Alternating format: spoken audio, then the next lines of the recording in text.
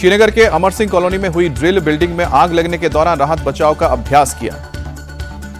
जम्मू के अंतर्राष्ट्रीय सीमा से सटे मौड़ क्षेत्र में मॉक ड्रिल का आयोजन, युद्ध जैसे हालात में बचाव का अभ्यास हुआ। अमृतसर में युद्ध जैसे हालात बनाकर अभ्यास किया गया। बम धमाके, आगजनी के वक्त अलग अलग विभाग कैसे रिस्पॉन्ड करेंगे, इसकी प्रैक्टिस की गई। चंडीगढ़ में भी हुई मॉक ड्रिल। मिलिट्री स्टेशन पर एयर स्ट्राइक के बाद घायलों को पहुंचाया गया अस्पताल।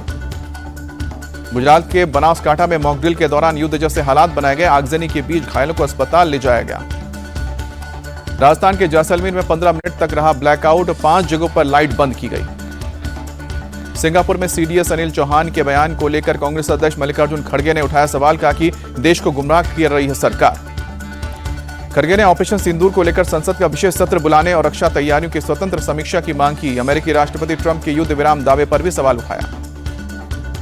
सिंगापुर में शांग्रीला डायलॉग में शामिल हुए सीडीएस अनिल चौहान, ऑपरेशन सिंदूर के अहम हिस्सों की दी जानकारी। ऑपरेशन सिंदूर के दौरान फाइटर जेट के मार गिराए जाने के सवाल पर बोले सीडीएस चौहान, फाइटर जेट गिराया जाना महत्वपूर्ण नहीं है, बल्कि क्यों गिराया गया ये महत्वपूर्ण है। सीडीएस अनिल चौहान के बयान को कांग्रेस ने बनाया मुद्दा। तेलंगाना के मंत्री उत्तम कुमार रेड्डी बोले, अगर कोई फाइटर जेट को लेकर सवाल पूछता है तो क्या गलत है। पीएम मोदी ने भोपाल से पाकिस्तान को दी चेतावनी, कहा कि गोली का जवाब गोले से दिया जाएगा, आतंक का फंड उठा तो फिर कुचल देंगे। पहलगाम हमले पर पीएम मोदी बोले, आतंकियों ने हमारी संस्कृति पर प्रहार किया है, सेना ने करारा जवाब दिया। पीएम मोदी बोले, ऑपरेशन सिंदूर आतंक के खिलाफ सबसे बड़ा ऑपरेशन है। सिंदूर की ताकत क्या होती है पूरी दुनिया ने देख ली। ऑपरेशन सिंदूर पर बोले जेपी नड्डा, जब तक पाकिस्तान के गलत इरादे जारी रहेंगे ऑपरेशन सिंदूर जारी रहेगा। दिल्ली पुलिस ने जासूस कासिम के भाई हसीन को भी गिरफ्तार किया। 4 साल से पाकिस्तान के लिए कर रहा था जासूसी। दिल्ली पुलिस ने हसीन को पटियाला हाउस कोर्ट में पेश किया। कोर्ट ने 5 दिन की पुलिस रिमांड पर भेजा। इथियोपिया में अफ्रीकन यूनियन के लोगों से मिला भारतीय सांसदों का डेलीगेशन। आतंकवाद के मुद्दे पर बात हुई। 2 दिन के पश्चिम बंगाल दौरे पर गृह मंत्री अमित शाह कोलकाता में आज सीएफएसएल के नए भवन का उद्घाटन करेंगे। पार्टी की संगठनात्मक बैठक में भी हिस्सा लेंगे अमित शाह। स्वामी विवेकानंद के घर का दर्शन भी करेंगे। कोलकाता पहुंचने पर अमित शाह का जोरदार स्वागत। नेता प्रतिपक्ष शुभेंदु अधिकारी ने बीजेपी नेताओं और कार्यकर्ताओं के साथ स्वागत किया। अहिल्याबाई की 300वीं जयंती पर पीएम मोदी ने विशेष डाक टिकट जारी किया। स्मारक सिक्के भी जारी। यूपी के नए डीजीपी राजीव कृष्णा संभाला पदभार। 1991 बैच के यूपी कैडर के आईपीएस अधिकारी हैं राजीव कृष्ण। पाकिस्तान के लिए जासूसी नेटवर्क तोड़ने के लिए एनआईए का बड़ा ऑपरेशन। 8 राज्यों के कम से कम 15 लोकेशंस की छापेमारी। देश में कोरोना के केस में बढ़ोतरी जारी। 3,395 पहुंचा आंकड़ा।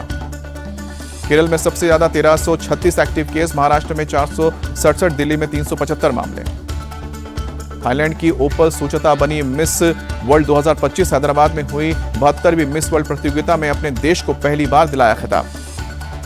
भारत की नंदिनी गुप्ता मिस वर्ल्ड 2025 में टॉप 8 में जगह नहीं बना सकी, हालांकि टॉप 20 तक पहुंचने में कामयाब रही। दिल्ली हाई कोर्ट से आरजेडी चीफ लालू यादव को झटका। लैंड फॉर जॉब केस में निचली अदालत की कार्रवाई पर रोक लगाने की मांग खारिज। गोरखपुर में पन्नेलाल यादव के घर पर एनआईए का छापा। बैंकॉक में रहने वाले पन्नेलाल यादव के खातों से संदिग्ध और गैरकानूनी लेनदेन। दिल्ली में बीजेपी सरकार के 100 दिन पूरे। एक्टर अनुपम खेर ने सीएम रेखा गुप्ता के साथ सवाल जवाब किया। सीएम रेखा गुप्ता बोली, 100 दिन में हमने जो काम किए उसकी जानकारी जनता को दी है। विपक्ष का तो काम ही सवाल करना है। पूर्वोत्तर के 6 राज्यों में बाढ़ का कहर। असम के 17 जिलों में जनजीवन अस्त व्यस्त। असम के श्रीभूमि में भारी बारिश से जनजीवन बेहाल। कई इलाकों में जल भराव। गुवाहाटी के जलमग्न इलाके का असम के मंत्री जयंत मल्ला बरुआ ने दौरा किया। कहा कि वाटर लॉगिंग की समस्या को दूर करने की कोशिश की जा रही है। मणिपुर के पूर्वी इंफाल में लगातार बारिश से बिगड़े हालात। कई इलाकों में बाढ़ जैसे हालात बने। प्रभावित इलाके में चलाया जा रहा है राहत अभियान। नाव के जरिए लोगों को सुरक्षित जगहों तक पहुंचाया जा रहा है। भारी बारिश लैंडस्लाइड की घटना से अरुणाचल में 9 लोगों की मौत। राज्य सरकार ने जानकारी दी। विकासनगर के कट्ठा पत्थर में यमुना नदी में नहाने उतरे 5 युवकों में आफत में फंसी जान। जलस्तर बढ़ने से टापू पर फंसे थे सभी। रेस्क्यू ऑपरेशन चलाकर बचाई गई जान। पुणे में नशे की हालत में कार चालक ने करीब 12 लोगों को मारी टक्कर। 4 लोगों को कई जगह पर फ्रैक्चर हुआ।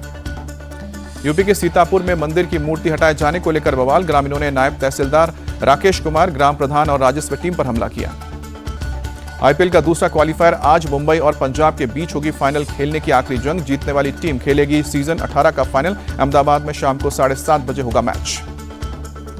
आईपीएल के लीग मैचों में टॉप पर काबिज पंजाब को पहले क्वालीफायर में बेंगलुरु ने करारी शिकस्त दी। नंबर 4 पर रहने वाली मुंबई ने गुजरात की टीम को एलिमिनेटर में दिखाया बाहर का रास्ता।